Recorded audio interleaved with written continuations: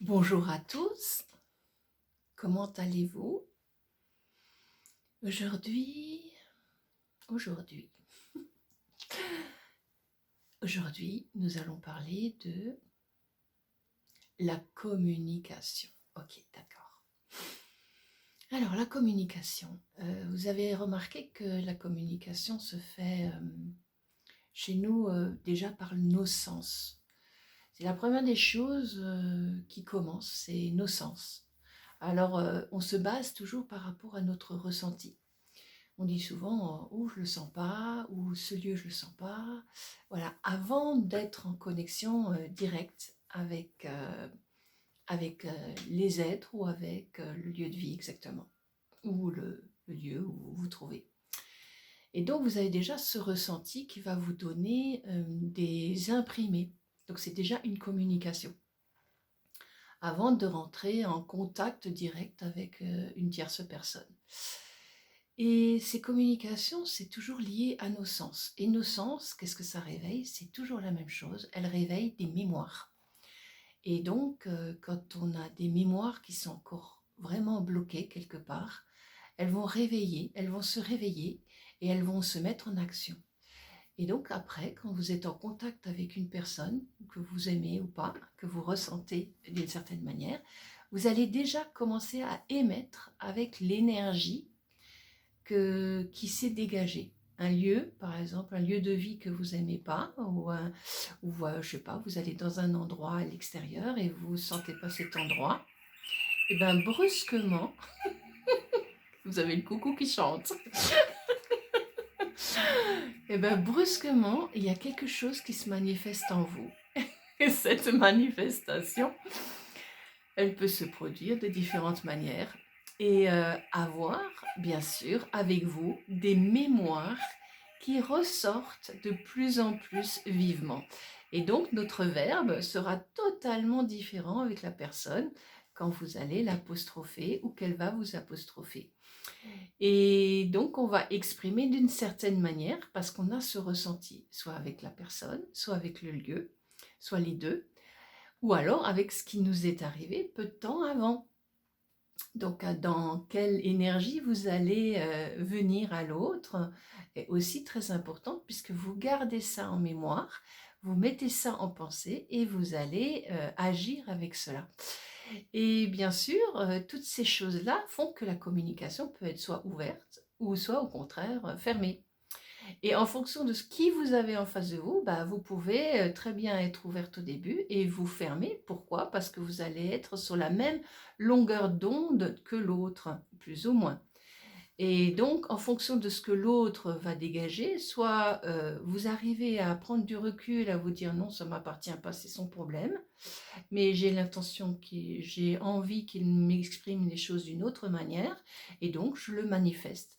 Et en le manifestant, l'autre peut soit se rendre compte par lui-même qu'effectivement il n'était pas top à ce moment-là, ou au contraire ne rien remarquer du tout, et parce qu'il reste dans sa mémoire, il reste dans ses problématiques, et donc il ne se rend absolument pas compte de comment il se comporte vis-à-vis de la personne qu'il a en face de lui.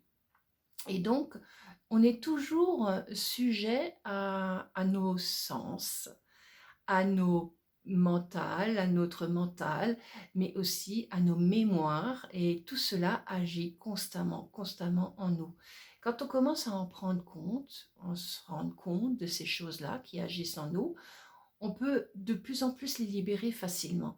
Et donc, du coup, ça devient quelque chose qui s'ouvre de mieux en mieux et cette communication peut commencer à s'ouvrir avec tout le monde.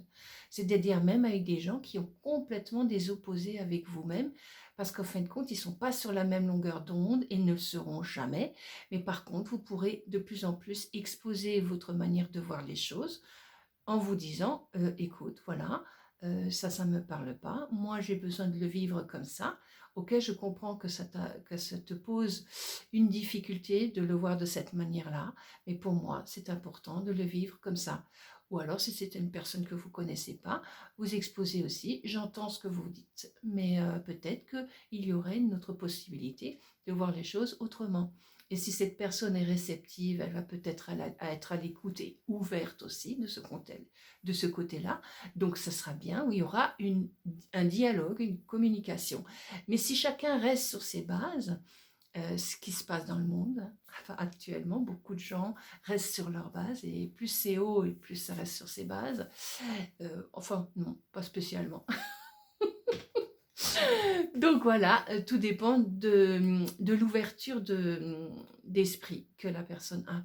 Si c'est une ouverture plus large, elle sera très sociable, elle pourra vraiment être ouverte avec d'autres personnes, même des gens qui n'auront pas forcément les mêmes manières de vivre ou de comportement ou de compréhension ou même de culture ou autre.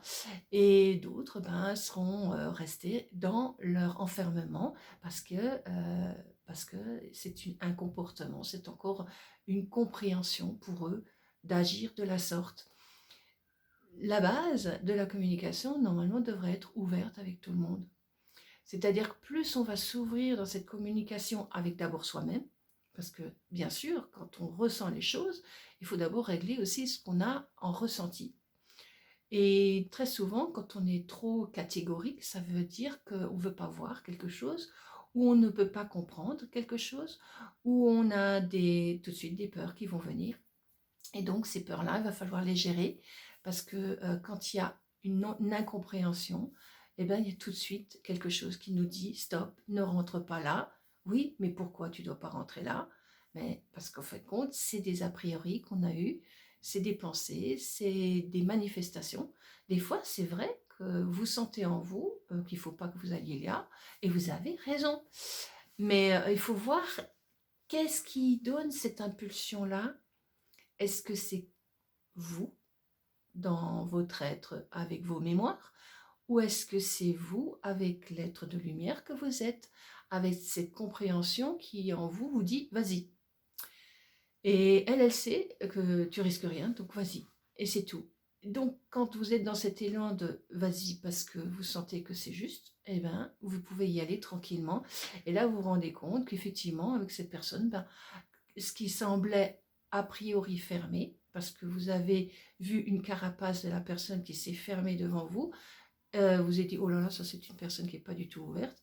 Et bien, quand vous commencez à dialoguer avec elle, vous vous rendez compte que c'est archi faux, que vous aviez eu des choses qui étaient plus ou moins valables. Après, on peut aussi avoir l'effet inverse et se dire ah bah oui, ça conforte ce que je pensais de cette personne. Mais en fin de compte, on est toujours dans un jugement. Et ce jugement-là, il va falloir aussi le transgresser par moments et arrêter d'être toujours en relation avec toutes ces communications de soi qui sont peut-être pas toujours exactes.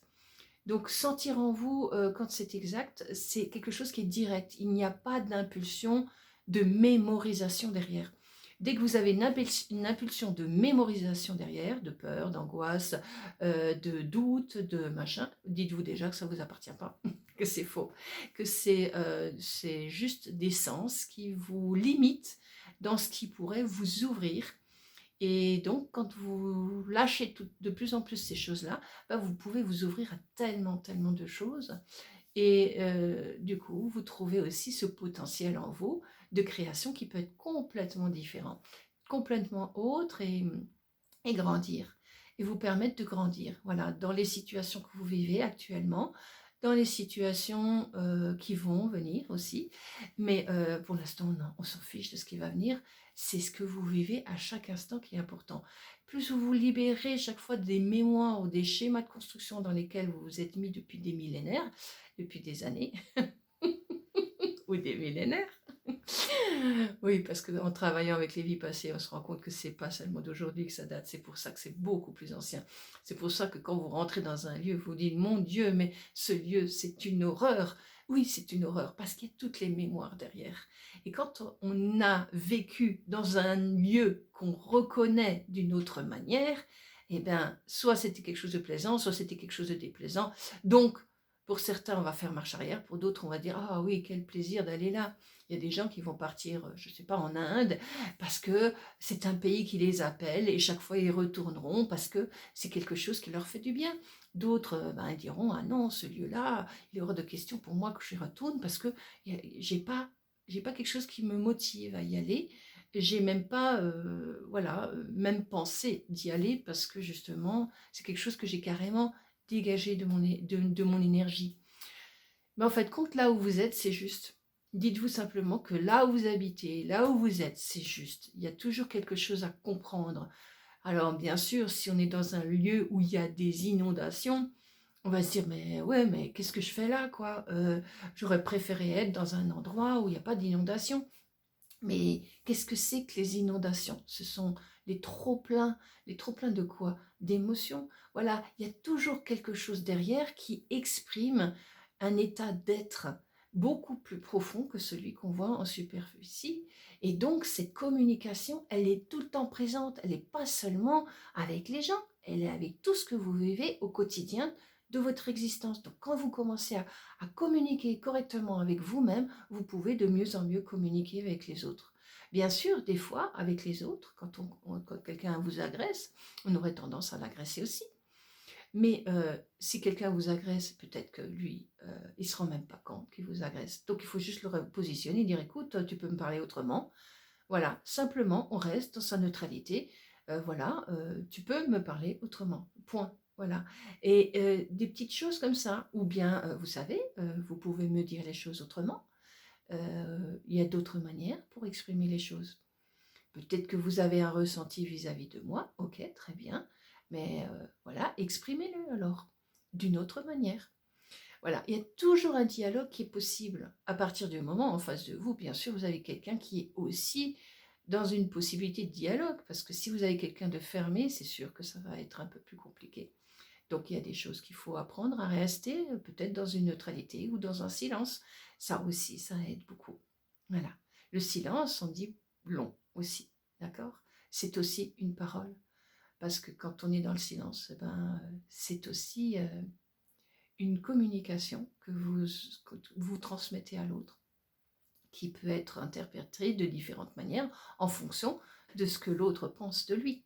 Voilà, parce qu'il pense toujours quelque chose de lui-même, pas de ce que l'autre est en réalité. Je vous souhaite une belle continuation et puis je vous dis à très bientôt. Merci pour votre écoute. Au revoir.